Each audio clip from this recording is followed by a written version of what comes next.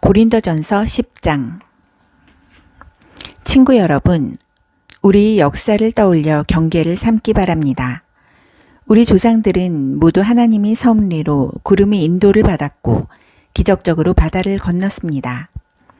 모세가 그들을 종의 상태에서 구원으로, 죽음에서 생명으로 이끌 때 그들은 우리가 세례를 받듯이 물속을 지났습니다. 그들은 모두 같은 음식을 먹고 같은 음료를 마셨습니다. 그것은 하나님께서 날마다 공급해 주신 식사였습니다. 그들은 바위 틈에서 솟아나는 물을 마셨습니다.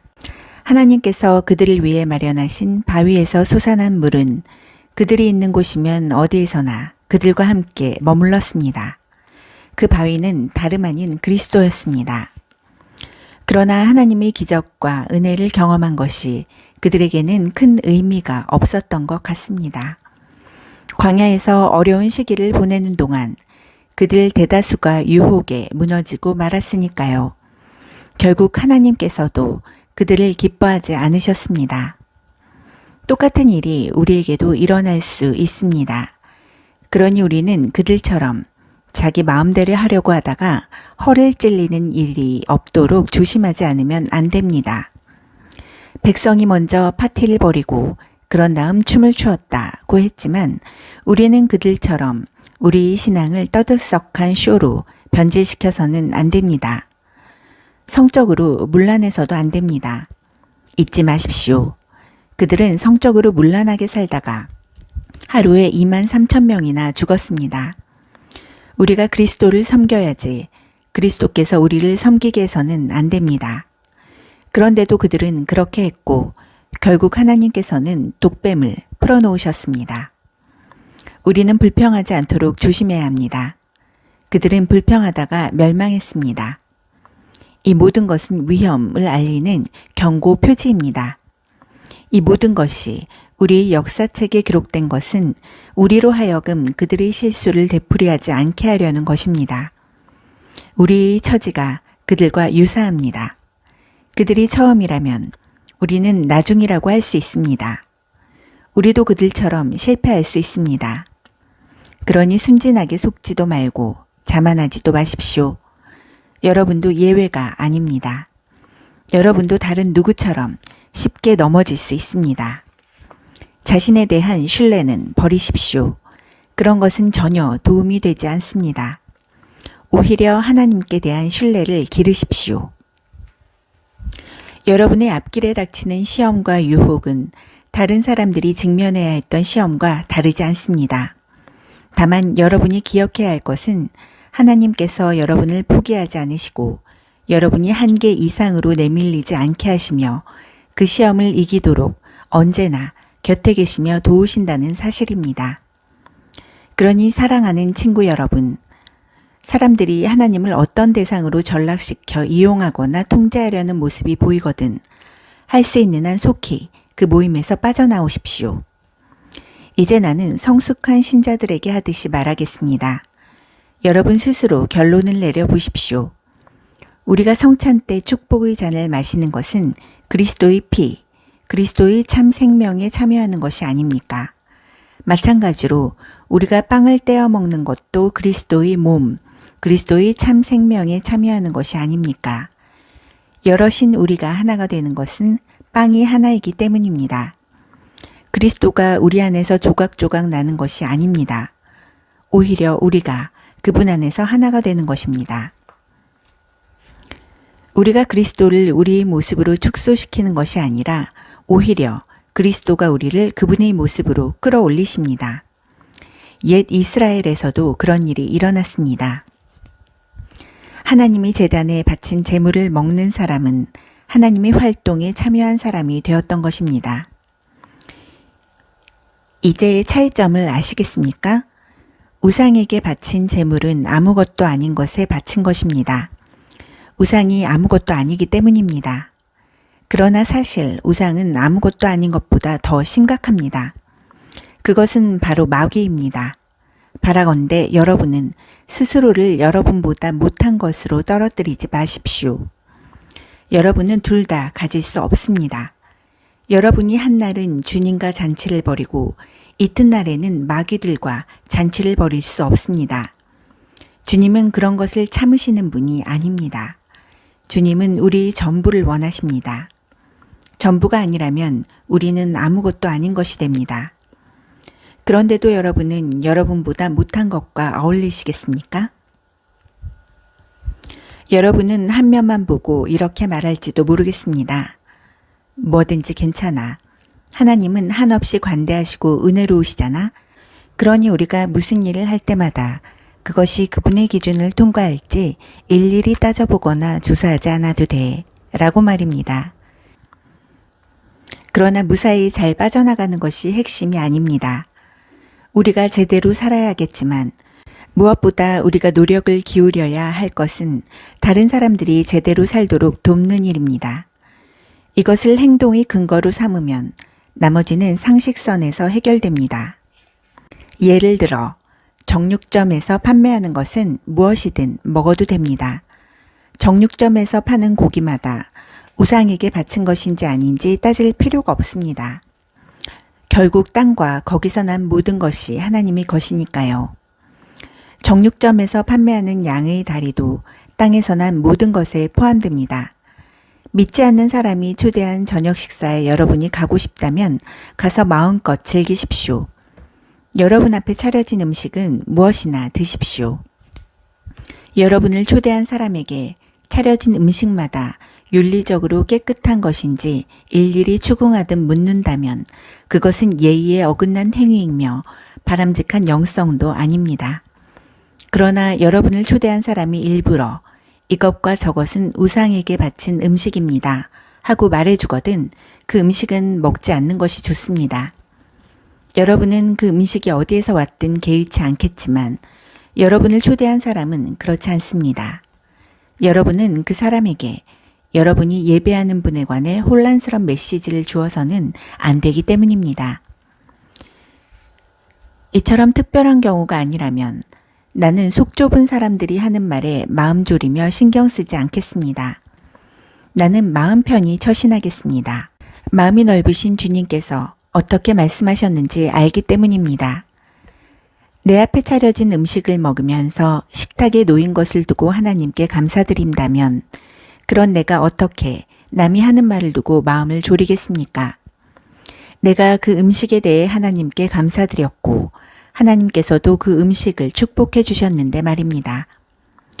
그러니 남들이 여러분을 두고 뭐라고 말하든지 신경 쓰지 말고 마음껏 드십시오. 결국 여러분이 음식을 먹는 것은 하나님의 영광을 위한 것이지 사람들을 기쁘게 하기 위해서 먹는 것이 아니기 때문입니다. 무슨 일을 하든지 그렇게 하십시오. 마음을 다하여 자유롭게 하나님의 영광을 위해 하십시오. 그러나 여러분의 자유를 지각 없이 행사하지는 마십시오. 여러분만큼 자유롭지 못한 사람들의 감정을 상하게 하지 마십시오. 나는 이 모든 문제에서 모든 사람의 기분을 헤아리려고 최선을 다하고 있습니다. 여러분도 그렇게 하기를 바랍니다. 고린도전서 11장. 여러분이 나를 기억하고 존중하여 내가 여러분에게 가르쳐둔 믿음의 전통을 지키고 있다니 내 마음이 참 기쁩니다. 모든 실질적인 권위는 그리스도께로부터 옵니다. 부부관계에서 남편의 권위는 그리스도에게서 오고 아내의 권위는 남편에게서 온 것입니다. 그리스도의 권위는 하나님의 권위입니다. 그리스도의 권위를 존중하지 않으면서 하나님과 대화하거나 하나님에 대해 말하는 사람이 있다면 그는 그리스도의 명예를 실추시키는 자입니다. 마찬가지로 자기 남편의 권위를 존중하지 않으면서 하나님과 대화하는 아내가 있다면 그 아내는 자기 남편의 명예를 실추시키는 것은 물론이고 자기 명예까지 실추시키는 것입니다. 그것은 머리를 민 여자처럼 보기 흉한 모습입니다. 여자들이 예배 중에 머리덮개를 쓰는 관습은 기본적으로 여기에서 유래한 것입니다. 그러나 남자는 모자를 벗습니다. 남자와 여자는 너무도 빈번하게 머리를 맞대고 충돌하지만 그 같은 상징적 행위를 통해 자신의 머리를 우리 머리 되신 하나님께 복종시키는 것입니다. 그러나 여기서 남자와 여자의 차이를 너무 확대해서 해석하지는 마십시오. 남자나 여자나 누구든지 혼자 힘으로 살 수 없고 누가 먼저라고 할 수도 없습니다. 남자가 하나님의 아름답고 빛나는 형상을 반영하여 먼저 지어진 것이 사실이지만 그때 이후로 모든 남자는 여자에게서 나왔습니다. 사실 모든 것이 하나님께로부터 온 것이니 누가 먼저냐를 따지는 일은 이제 그만둡시다. 여러분은 이 상징 속에 무언가 강력한 것이 있음을 인정하지 않습니까? 여자의 아름다운 머리카락은 하나님께 경배하며 기도하는 천사를 생각나게 하고 경건한 마음으로 모자를 벗은 남자의 머리는 순종하는 가운데 기도하는 모습을 연상시키지 않습니까? 나는 여러분이 이 문제로 논쟁을 벌이지 않기를 바랍니다. 하나님의 모든 교회는 이런 문제로 논쟁하지 않습니다. 나는 여러분만 예외인 것처럼 고집피우지 않기를 바랍니다. 다음 문제와 관련해서는 내 마음이 조금도 기쁘지 않습니다. 여러분이 함께 모일 때 여러분이 가장 좋은 모습이 아니라 가장 나쁜 모습이 드러나는 것으로 알고 있습니다. 첫째, 여러분이 서로 갈라져 다투고 비난한다는 소식이 들려옵니다. 믿고 싶지 않지만 그것이 사실이군요. 그 문제에 대해 내가 할 수 있는 최선의 답변은 조사 과정에서 진실이 드러나고 가려지리라는 것입니다. 또한 여러분은 예배를 드리러 와서도 서로 갈라진 채 있다고 하더군요. 한자리에 모여서 주님의 만찬을 나누기는커녕 오히려 밖에서 많은 음식을 가져와 돼지처럼 먹는다고 하더군요. 그래서 어떤 사람은 따돌림을 당해 아무것도 먹지 못한 채 집으로 돌아가고 어떤 사람은 걷지 못할 정도로 술에 취해서 실려가기까지 한다더군요. 믿을 수가 없습니다. 여러분에게 먹고 마실 집이 없습니까? 여러분이 창피한 줄도 모르고 하나님이 교회를 모독하다니 어찌된 일입니까? 여러분이 하나님이 가난한 사람을 모욕하다니 어찌된 일입니까? 나는 여러분이 창피한 줄도 모른 채 그런 짓을 하리라고는 믿고 싶지 않았습니다. 이제 나는 말없이 두고 보지 않겠습니다. 주님의 만찬이 어떤 의미가 있고 그것이 왜 그토록 중요한지를 다시 한번 정확히 말씀드리겠습니다. 이 가르침은 내가 주님께 직접 받아 여러분에게 전한 것입니다. 주 예수께서 배반당하시던 날 밤에 빵을 들어 감사하신 후에 떼어주시며 이렇게 말씀하셨습니다. 이것은 너희를 위해 찢는 내 몸이다. 이것을 행하여 나를 기억하여라. 저녁 식사 후에 잔을 들어 감사하시며 이렇게 말씀하셨습니다. 이 잔은 나의 피, 너희와 맺는 새 언약이다. 너희는 이 잔을 마실 때마다 나를 기억하여라. 여러분은 이것을 알아야 합니다. 여러분이 이 빵을 먹고 이 잔을 마실 때마다 여러분의 말과 행위로 주님의 죽으심을 재현하는 것입니다. 여러분은 주님이 다시 오실 때까지 이 식사를 계속해서 되풀이해야 합니다. 익숙하다고 해서 주님의 만찬을 얕보아서는 안 됩니다. 누구든지 불손한 마음으로 주님의 빵을 먹거나 주님의 잔을 마시는 사람은 주님이 죽으실 때 그분께 야유를 보내고 침을 뱉은 군중과 같습니다. 여러분이 주님을 기념하려고 하는 것이 그런 것입니까? 여러분이 동기를 살피고 여러분의 마음을 점검한 뒤에 거룩한 두려움으로 이 식사에 참여하십시오. 여러분이 주님이 찢어진 몸을 먹고 마신다는 사실에 주의하지 않으면 여러분은 심각한 결과를 초래하고 말 것입니다. 그래서 여러분 가운데 지금도 무력한 사람과 아픈 사람이 많고 일찍 죽은 사람이 많은 것입니다. 지금이라도 우리가 이 일을 바로잡지 않으면 나중에 주님께서 우리를 바로잡으실 것입니다. 지금 주님과 대면하는 것이 나중에 불 가운데서 대면하는 것보다 낫습니다. 그러니 친구 여러분, 주님이 만찬에 모일 때는 예의를 갖춰 서로 정중히 대하십시오. 배가 너무 고파서 음식이 차려지기를 기다리지 못하겠거든 집에 가서 요기를 하십시오. 그러나 무슨 일이 있어도 주님이 만찬을 먹고 마시는 술판이나 집안 싸움으로 변질시켜서는 안 됩니다. 주님이 만찬은 영적인 식사, 곧 사랑의 향연입니다. 여러분이 질문한 다른 문제들은 이 다음에 내가 방문해서 직접 대답하겠습니다. 고린도전서 12장. 이제 나는 하나님의 영이 우리 삶 속에서 활동하시는 다양한 방식에 대해 이야기하려고 합니다. 이것은 복잡하고 종종 오해를 받기도 하는 문제지만 나는 여러분이 반드시 제대로 알아두기를 바랍니다. 하나님을 알지 못하던 때에 여러분이 어떠했는지 기억하십니까? 그때 여러분은 가짜 신에게서 또 다른 가짜 신에게로 끌려다녔습니다. 자신이 무엇을 하는지도 모른 채 다른 사람이 하는 대로 그저 따랐을 뿐입니다. 이제부터 내가 말씀드리는 삶은 다릅니다. 하나님께서는 우리가 우리 지성을 사용해서 할 수 있는 한 제대로 이해하려고 애쓰기를 바라십니다. 예컨대 여러분이 조금만 생각해 보면 하나님의 영이 누군가로 하여금 예수는 저주를 받아라 하고 말하게 하지 않는다는 것을 충분히 알 수 있습니다. 또한 성령이 주시는 통찰력 없이는 아무도 예수는 주님이시다 하고 말할 수 없습니다. 하나님의 다양한 선물은 어디서나 받을 수 있지만 그 선물은 모두 하나님의 영에서 비롯됩니다. 하나님이 맡겨주신 다양한 사역도 어디서나 수행할 수 있지만 그 사역 역시 하나님의 영에서 비롯됩니다. 하나님이 다양한 능력도 어디서나 펼쳐지지만 그 모든 배후에 계신 분은 하나님이십니다. 누구나 할 일을 얻어 하나님이 어떤 분이신지 알릴 수 있습니다.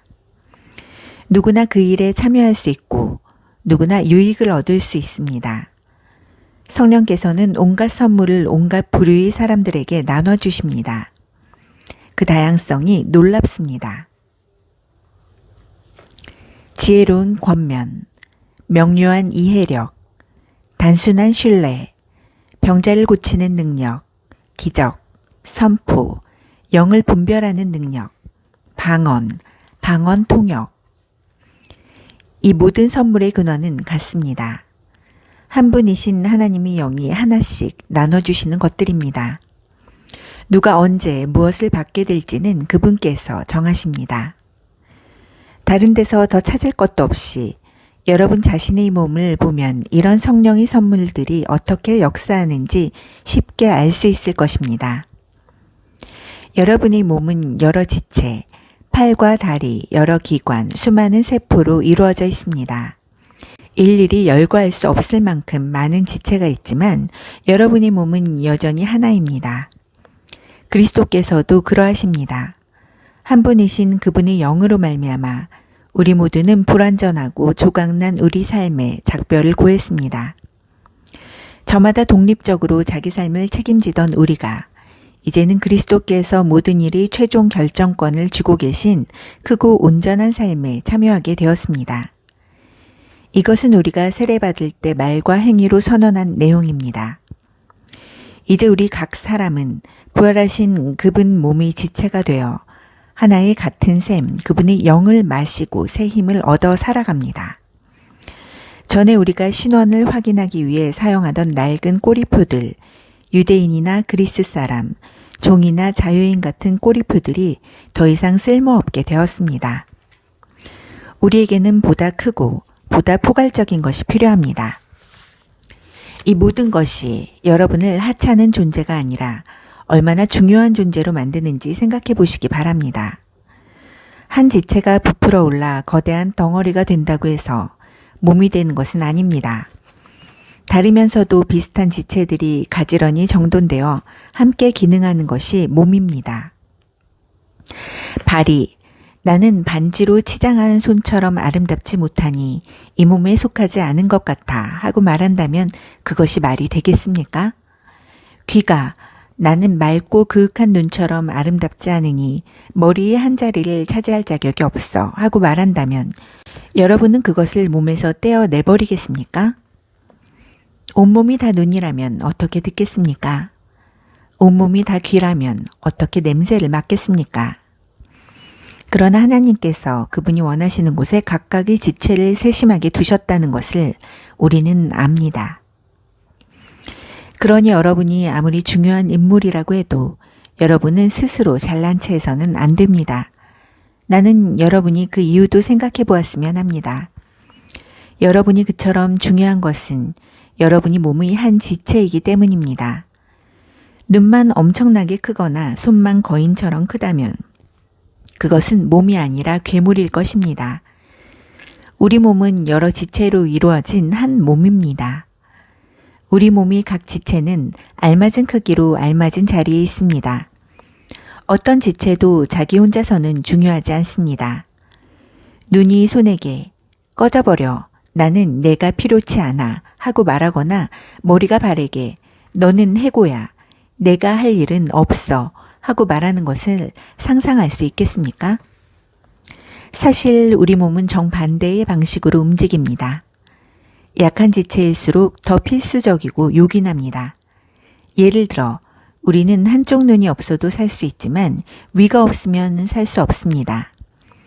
여러분과 관계된 여러분 몸이 지체라면 눈에 보이거나 가려져 있거나 강하거나 약하거나 하는 것이 중요하지 않습니다. 여러분은 각각의 지체를 비교하지 않고 오히려 있는 그대로 존귀하고 소중하게 여길 것입니다. 굳이 편을 든다면 강한 지체보다는 약한 지체에 더 관심을 기울일 것입니다. 윤기 나는 머리카락과 튼튼한 위장 중에서 하나를 택하라면 여러분은 튼튼한 위장을 택하지 않겠습니까? 하나님께서 우리 몸을 설계하신 방식이야말로 우리가 교회를 이루어 함께 살아가는 삶을 이해하는데 적합한 모형입니다. 우리가 언급한 지체이든 그렇지 않은 지체이든 눈에 보이는 지체이든 그렇지 않은 지체이든 간에 각각의 지체는 저마다 다른 지체를 의지합니다. 한 지체가 아프면 다른 모든 지체도 그 지체의 아픔과 치료에 동참합니다. 한 지체가 잘 되면 다른 모든 지체도 그 지체의 풍성함을 누립니다. 여러분은 그리스도의 몸입니다. 그것이 여러분이 참 모습입니다. 여러분은 이것을 잊어서는 안 됩니다. 여러분 자신을 그 몸의 지체로 인정할 때에야 비로소 여러분이 지체인 것이 의미가 있습니다. 하나님께서 그분의 몸이신 교회 안에 세우신 여러 지체 가운데 여러분이 잘 아는 지체는 다음과 같습니다. 사도, 예언자, 교사, 기적을 행하는 사람, 병을 고치는 사람, 도와주는 사람, 조직하는 사람, 방언으로 기도하는 사람. 이제 그리스도의 교회가 온전한 하나의 몸이라는 것이 분명하지 않습니까? 한 지체만 비정상적으로 커진 것은 그리스도의 교회가 아닙니다. 사도만 있는 교회, 예언자만 있는 교회, 기적을 행하는 사람만 있는 교회, 병 고치는 사람만 있는 교회, 방언으로 기도하는 사람만 있는 교회, 방언을 통역하는 사람만 있는 교회. 그런 교회는 그리스도의 교회가 아닙니다. 그런데도 여러분 가운데 몇몇 사람은 이른바 중요한 지체가 되겠다고 계속 경쟁하더군요. 그러나 나는 이제 여러분에게 훨씬 나은 길을 제시하려고 합니다. 고린도전서 13장. 내가 사람이 유창한 말과 천사의 황홀한 말을 해도 사랑하지 않으면 나는 녹슨 문에서 나는 삐걱거리는 소리에 지나지 않습니다. 내가 하나님의 말씀을 힘차게 전하고 그분의 모든 비밀을 드러내고 모든 것을 대낮처럼 환히 밝혀도 또 내가 산에게 뛰어 올라라 명하면 산이 그대로 뛰어오를 만큼의 믿음을 지니고 있어도 사랑하지 않으면 나는 아무것도 아닙니다. 내가 가진 모든 재산을 가난한 사람들에게 나누어주고 순교자처럼 불살라질 각오를 하더라도 사랑하지 않으면 아무 소용이 없습니다. 내가 무엇을 말하고 무엇을 믿고 무슨 일을 하든지 사랑이 없으면 나는 파산한 사람이나 다름없습니다. 사랑은 절대로 포기하지 않습니다. 사랑은 자기보다 다른 사람에게 더 마음을 씁니다. 사랑은 자기가 갖지 못한 것을 바라지 않습니다. 사랑은 뽐내지 않으며 자만하지 않으며 다른 사람에게 자신을 강요하지 않으며 내가 먼저야 라고 말하지 않으며 화내지 않으며 다른 사람의 죄를 꼬치꼬치 따지지 않으며 다른 사람이 비굴하게 굴 때 즐거워하지 않으며 진리가 꽃피는 것을 보고 기뻐하며 무슨 일이든지 참으며 하나님을 늘 신뢰하며 언제나 최선을 구하며 뒷걸음질하지 않으며 끝까지 견딥니다. 사랑은 절대로 사라지지 않습니다. 제 아무리 영감 넘치는 말도 언젠가는 사라지고 방언으로 기도하는 것도 그칠 것입니다. 이해력도 한계에 이르게 될 것입니다. 진리의 한 부분만 아는 우리가 하나님에 대해 말하는 것은 언제나 불완전합니다. 그러나 완전하신 그분이 오시면 우리 불완전한 것들을 없애주실 것입니다. 내가 어머니 품에 안긴 젖먹이였을 때에는 젖먹이처럼 옹알거렸지만 다 자라서는 그러한 어린아이 짓을 영원히 버렸습니다. 우리는 아직 모든 것을 분명하게 보지 못합니다. 우리는 안개 한가운데서 눈을 가늘게 뜨고 그 속을 들여다봅니다. 그러나 머지않아 날이 맑게 개고 태양이 환히 빛날 것입니다. 그때가 되면 우리는 모든 것을 볼 것입니다. 하나님께서 우리를 보시는 것과 같이 모든 것을 또렷하게 보고 하나님께서 우리를 아시는 것과 같이 그분을 직접 알게 될 것입니다.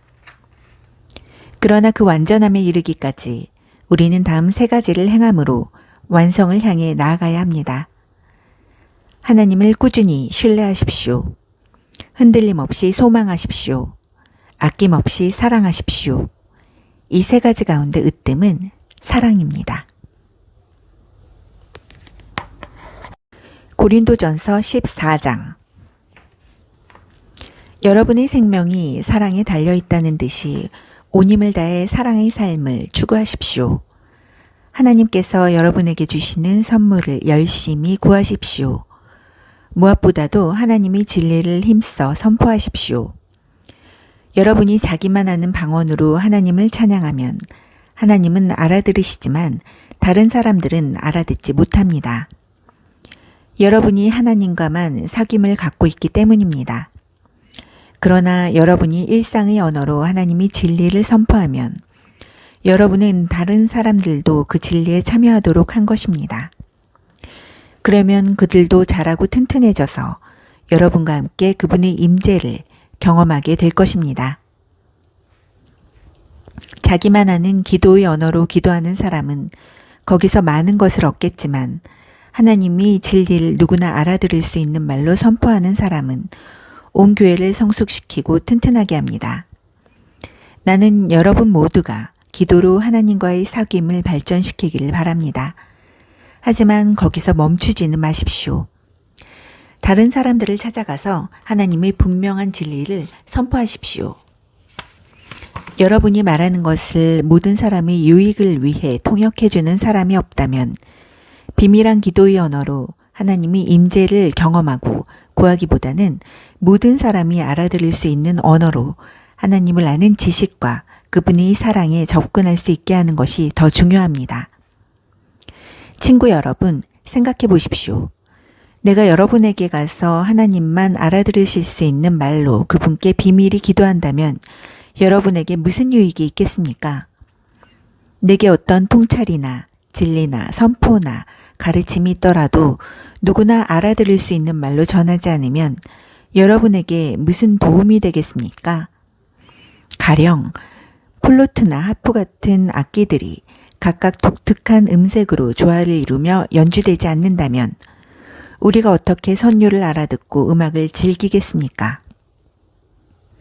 나팔 소리가 다른 악기 소리와 구분되지 않는다면 어떻게 전투 계시를 알릴 수 있겠습니까? 여러분이 아무도 알아듣지 못하게 말한다면 여러분의 입을 여는 것이 무슨 소용이 있겠습니까? 이 세상에는 수많은 언어가 있고 그 언어들은 저마다 누군가에게 뜻을 가지고 있습니다. 그러나 내가 그 언어를 알아듣지 못하면 그 언어는 내게 유익한 것이 아닙니다. 여러분의 경우도 다르지 않습니다. 여러분은 하나님이 하시는 일에는 열심히 참여하려고 하면서 어찌하여 교회 안의 모든 이들에게 도움이 되는 일에는 주의를 기울이지 않는 것입니까? 자기만 아는 기도의 언어로 기도할 때는 그 경험을 혼자서만 간직하지 마십시오. 다른 사람들을 그러한 사귐으로 이끄는 안목과 능력을 구하십시오. 내가 방언으로 기도하면 내 영은 기도하겠지만 내 이성은 할 일 없이 놀 것이고 지성도 그만큼 약화될 것입니다. 그러면 무엇이 해결책이겠습니까? 답은 너무나 간단합니다. 둘 다 하십시오. 나라면 영적으로 자유롭고 풍성하게 기도하면서 동시에 신중하고 주의 깊게 기도하겠습니다. 영으로도 찬양하고 지성으로도 찬양하겠습니다. 여러분이 아무도 알아듣지 못하는 기도의 언어로 축복한다면 교회에 갓 들어와 무슨 일인지 알지 못하는 사람은 언제 아멘 해야 할지 모를 것입니다. 여러분이 축복 기도는 더할 나위 없이 훌륭하겠지만 여러분은 그 사람을 아주 무시한 것이나 다름없습니다. 나는 우리에게 방언 기도라는 선물을 주셔서 그분을 찬양하게 하신 하나님께 감사를 드립니다. 그로 인해 우리는 그분과 놀라운 사귐을 갖게 되었습니다. 나는 여러분 가운데 누구보다도 방언 기도를 많이 합니다. 그러나 나는 사람들이 예배하러 모인 교회 안에 있을 때는 다른 사람들에게 횡설수설로 들릴 1만 마디 말을 하는 것보다 누구나 알아듣고 배울 수 있는 5마디 말을 하고 싶습니다. 아주 솔직히 말씀드리면 나는 여러분이 어린아이처럼 생각하는 것에 화가 납니다. 얼마나 더 있어야 여러분이 자라서 어른스럽게 생각하겠습니까? 어린아이처럼 악에 대해서는 잘 몰라도 괜찮습니다. 그런 경우에는 그저 안 돼 하고 말할 줄 알면 됩니다. 그러나 무언가에 대해 예 하고 말하려면 그 이상의 것이 필요합니다. 성숙하고 잘 훈련된 지성만이 여러분이 속임수에 빠지지 않도록 지켜줄 수 있습니다. 하나님께서 성경에 이렇게 말씀하셨습니다. 내가 낯선 방언과 낯선 사람의 입술로 이 백성에게 전해도 그들은 귀 기울여 듣지도 않고 믿지도 않을 것이다. 그러니 아무도 알아듣지 못하는 방언으로 말하는 것이 무슨 소용이 있겠습니까? 그것은 믿는 사람들에게 도움이 되지 않고 믿지 않는 사람들에게는 구경거리를 제공하여 그저 멍하니 바라보게 할 뿐입니다. 그러나 알아듣기 쉬운 말로 진리를 말하면 믿는 이들의 마음에 곧바로 다가갈 뿐 아니라 믿지 않는 이들에게도 거슬리지 않습니다. 여러분이 교회에 모여 있고 믿지 않는 사람들도 들어와 있는데 때마침 여러분이 알아들을 수 없는 방언으로 기도하고 있다면 그들이 듣다가 여러분이 미쳤다고 생각하고 서둘러 거기서 빠져나가지 않겠습니까?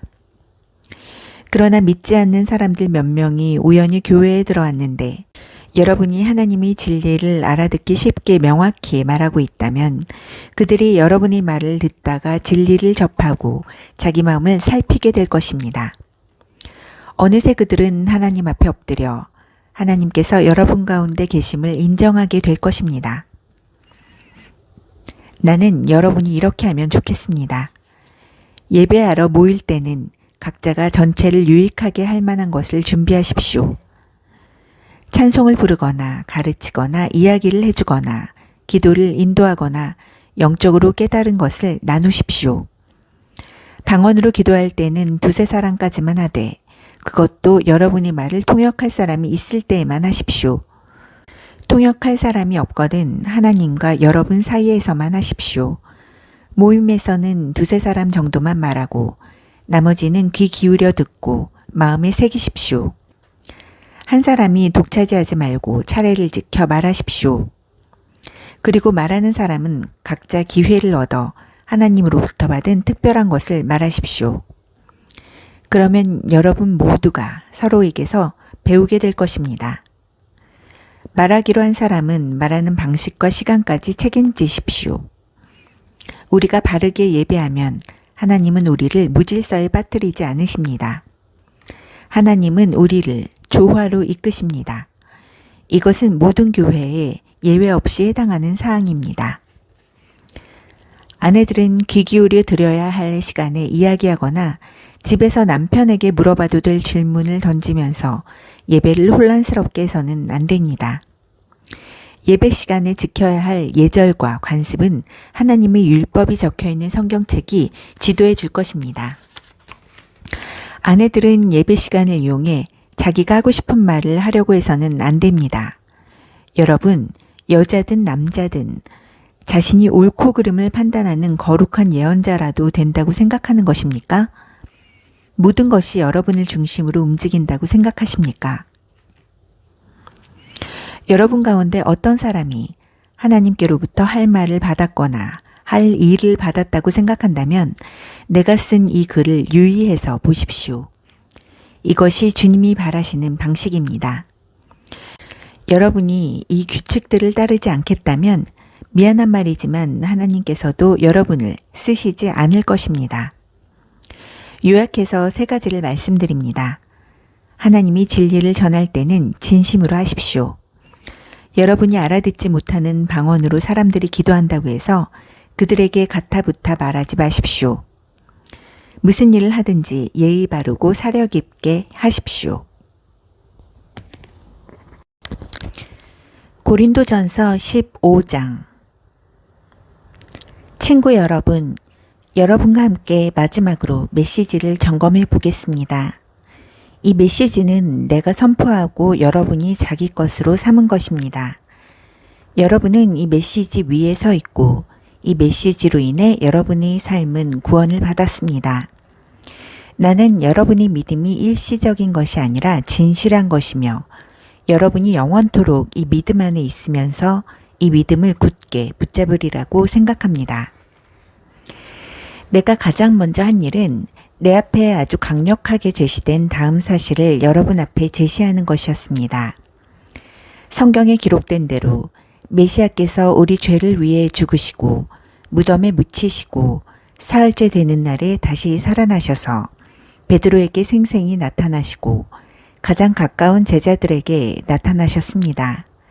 그 후에 그분께서는 한 번에 500명이 넘는 제자들에게 나타나셨는데 그들 가운데 몇 사람은 세상을 떠났지만 대부분은 지금도 우리 곁에 살아 있습니다. 또한 그분께서 자기를 대변하도록 세우신 야고보와 나머지 사도들에게 나타나셨습니다. 그러고는 마지막으로 나에게도 생생히 나타나셨습니다. 내가 맨 나중이 된 것은 합당한 일이었습니다. 여러분도 알다시피 나는 사도들의 반열에 포함될 자격이 없는 사람입니다. 내가 하나님의 교회를 없애버리는 일에 혈안이 되어 젊은 시절 대부분을 허비했기 때문입니다. 그러나 하나님께서는 너무나 은혜로우시고 한없이 너그러우셨습니다. 그래서 오늘의 내가 있게 된 것입니다. 나는 그분의 은혜를 헛되게 하지 않을 것입니다. 내가 다른 어느 누구보다 더 많은 일을 하려고 애쓰지 않았습니까? 그렇다고 해도 내가 한 일은 그리 대단한 것이 아니었습니다. 하나님께서 내게 할 일을 주시고 감당할 힘도 주셨기에 내가 할 수 있었던 것입니다. 그러므로 여러분이 내게서 메시지를 들었든 다른 사람들에게서 들었든 간에 그것은 같은 메시지입니다. 나나 그들이나 하나님이 진리를 전했고 여러분은 여러분의 삶을 맡겼습니다. 이제 나는 여러분에게 의미심장하면서도 어려운 질문을 던지려고 합니다. 여러분은 우리가 선포한 사실, 그리스도께서 죽은 자들 가운데서 다시 살아나셨다는 사실을 믿어서 신자가 된 것인데 사람들이 부활 같은 것은 없다고 말하도록 내버려 두다니 어찌된 일입니까? 부활이 없다면 그리스도께서 살아나는 일도 없었을 것입니다.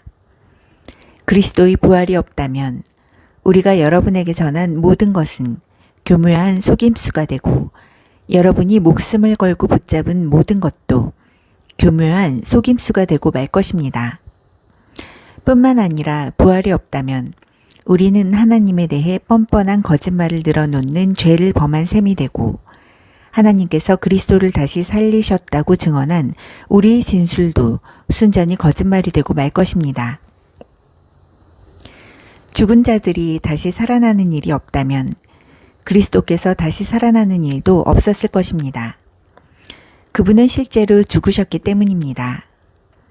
그리고 그리스도께서 다시 살아나지 않으셨다면 여러분은 지금도 예전처럼 어둠 속에서 길을 잃고 헤매고 있을 것입니다. 그것은 그리스도와 부활을 신뢰하며 죽은 이들에게 훨씬 불행한 일이 되었을 것입니다. 그들은 이미 무덤 속에 누워 있으니 말입니다. 우리가 그리스도에게서 얻는 것이 이 땅에서 잠시 사는 동안 누리는 작은 감동이 전부라면 우리야말로 정말 가엾은 사람들일 것입니다. 그러나 진실은 이렇습니다. 그리스도께서 다시 살아나셔서 장차 무덤을 떠날 수많은 사람들이 첫 유산이 되신 것입니다. 이것과 관련해 적절한 예를 들어보겠습니다. 처음에 죽음이 한 사람을 통해서 왔고 부활도 한 사람을 통해서 왔습니다. 아담 안에서 모든 사람이 죽은 것과 같이 그리스도 안에서 모든 사람이 살아납니다. 그러나 우리는 순서를 기다려야 합니다. 그리스도가 먼저이고 그 다음은 그리스도께서 다시 오시는 때에 그분과 함께하는 사람들입니다.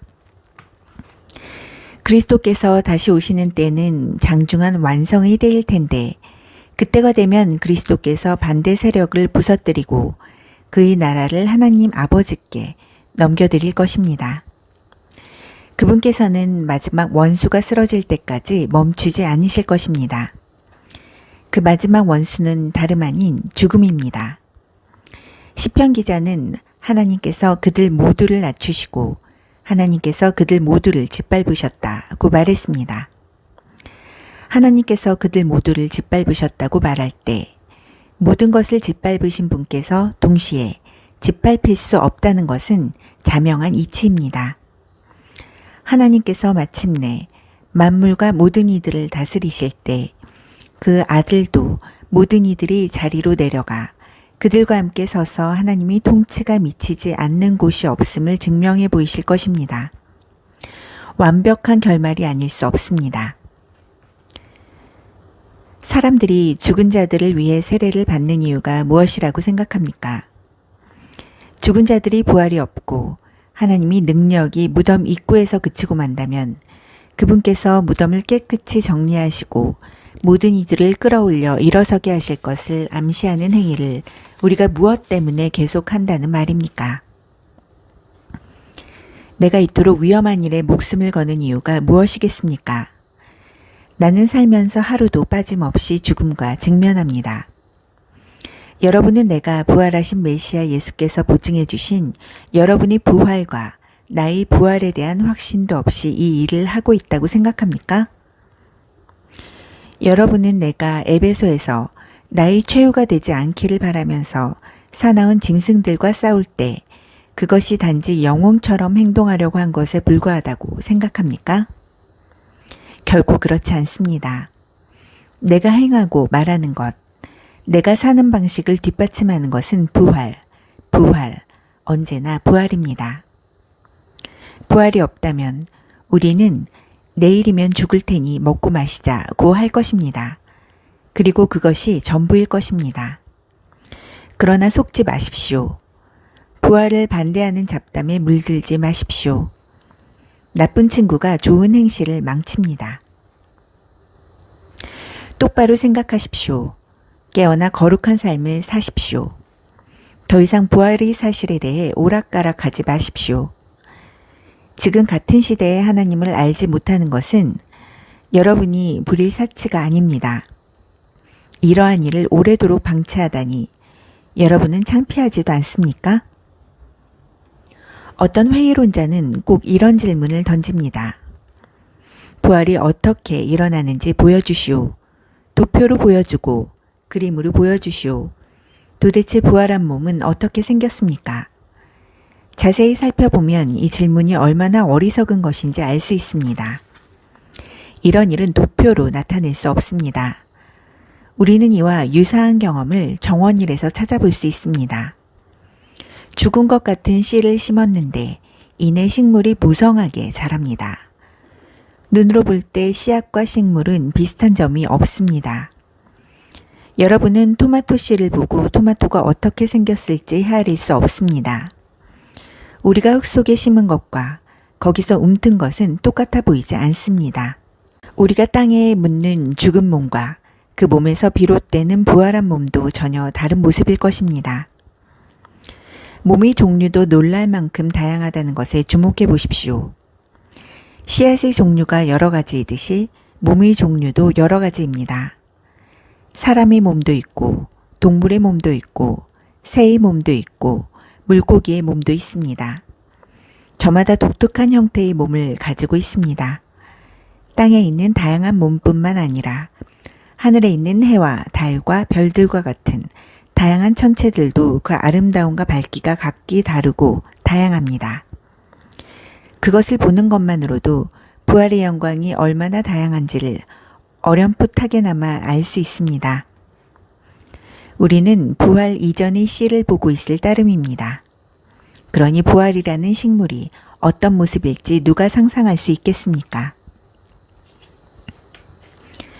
죽은 것 같은 씨를 심었는데 살아있는 식물을 거둡니다.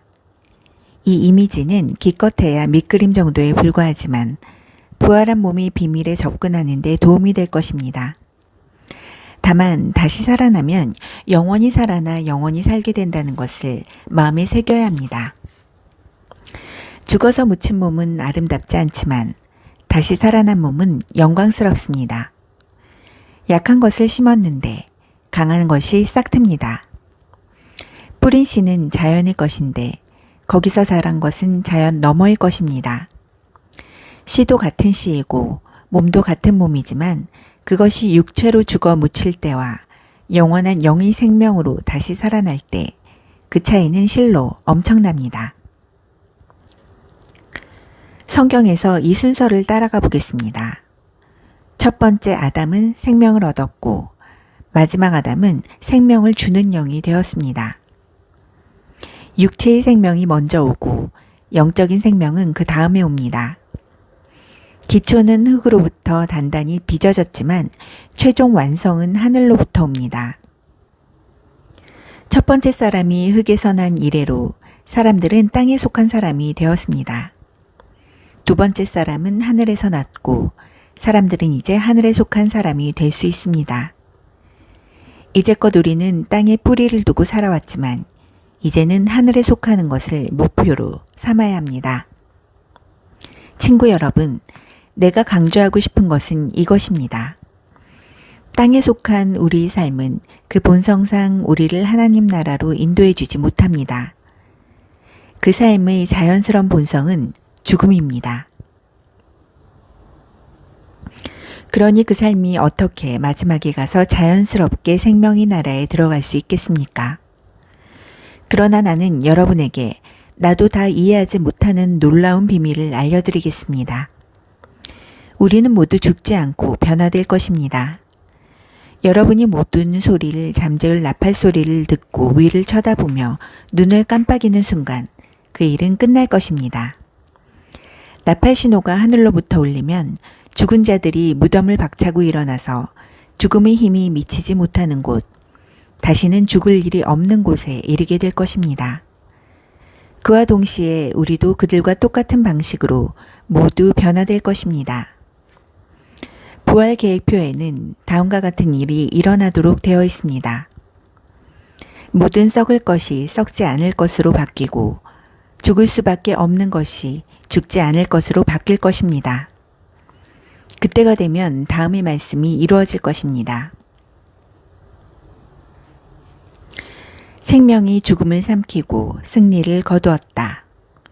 오 죽음아, 누가 최종 결정권을 쥐었느냐? 오 죽음아, 이제 누가 너를 두려워하겠느냐?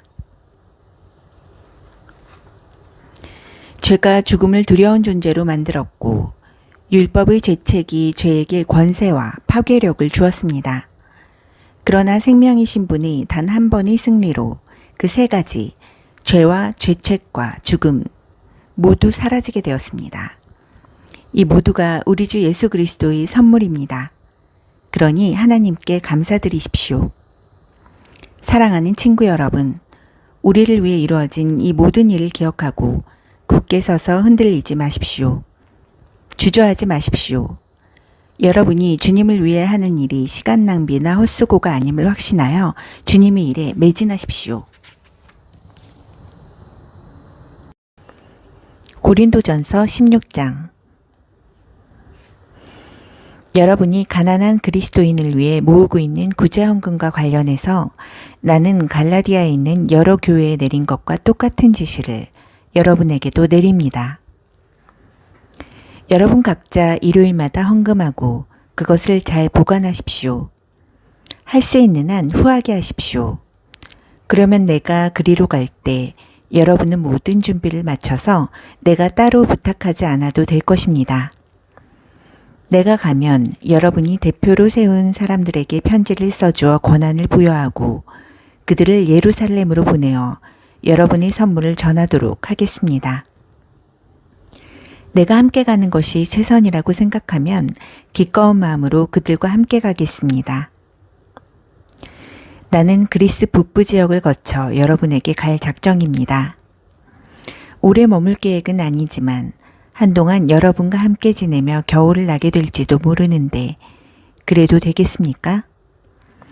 그런 다음에 여러분은 다음 행선지로 나를 보내주면 됩니다. 나는 다른 주요 행선지로 가는 도중에 여러분에게 잠깐 들르려는 것이 아닙니다. 나는 얼마 동안 편안한 마음으로 머물고 싶습니다. 주님께서 허락하시면 우리는 그 시간을 갖게 될 것입니다. 지금 나는 이곳 에베소에 머무르고 있습니다. 선한 일을 할 수 있는 큰 문이 이곳에 활짝 열렸으니까요. 물론 저항도 만만치 않습니다. 디모데가 그리로 가거든 잘 보살펴 주십시오. 그가 여러분 가운데서 마음 편히 지낼 수 있게 해주십시오. 그도 나처럼 주님을 위해 열심히 일하는 사람입니다. 그를 얕보는 사람이 없게 하십시오. 그리고 얼마 후에 여러분이 축복과 함께 그를 내게 보내주십시오. 내가 그를 기다리고 있다고 전해주십시오. 그와 함께하던 벗들도 그를 기다리고 있습니다. 우리 이 벗 아볼로에 관해서 말씀드리면 나는 그가 여러분을 방문할 수 있게 하려고 최선을 다했습니다. 그러나 아직 그를 설득하지 못했습니다. 지금은 적절한 때가 아니라고 생각하는 것 같습니다. 그러나 적절한 때가 올 것입니다. 깨어 있으십시오. 여러분의 믿음을 굳게 붙잡으십시오. 전력을 다하십시오. 확고해지십시오. 쉬지 말고 사랑하십시오. 친구 여러분, 나의 부탁을 들어주기 바랍니다. 스테바나 가족에게 특별한 관심을 기울여 주십시오. 여러분도 알다시피 그들은 그리스에서 얻은 첫 번째 회심자들입니다. 회심 이후로 그들은 그리스도인들을 섬기는 일에 헌신해 왔습니다. 나는 여러분이 이런 사람들을 존중하고 존경하기를 바랍니다. 그들은 바람직한 일이 무엇이며 그 일을 어떻게 해야 하는지를 보여주는 동료요 일꾼입니다. 나는 스테바나와 브드나도와 아가이고가 나와 함께 있게 되어 얼마나 기쁜지 모릅니다. 그들이 내가 여러분과 함께하지 못해 아쉬워하는 마음을 어느 정도 채워주고 있습니다. 그들이 여러분과 나 사이의 소식을 전해주어 내 기운을 북돋아 주었습니다. 이런 사람들이 여러분 가운데 있음을 자랑으로 여기십시오. 이곳 서아시아에 있는 교회들이 여러분에게 안부를 전합니다. 아굴라와 브리스길라 그리고 그들의 집에 모이는 교회가 안부를 전합니다. 이곳에 있는 모든 벗들이 안부를 전합니다. 거룩한 포옹으로 주위에 안부를 전해 주십시오. 나 바울이 친필로 안부를 전합니다. 누구든지 주님을 사랑하지 않는 사람이 있으면 그를 내쫓으십시오. 주님을 위한 자리를 마련해 주십시오. 우리 주 예수께서 여러분에게 두 팔을 활짝 벌리고 계십니다. 나는 메시아이신 예수 안에서 여러분 모두를 사랑합니다.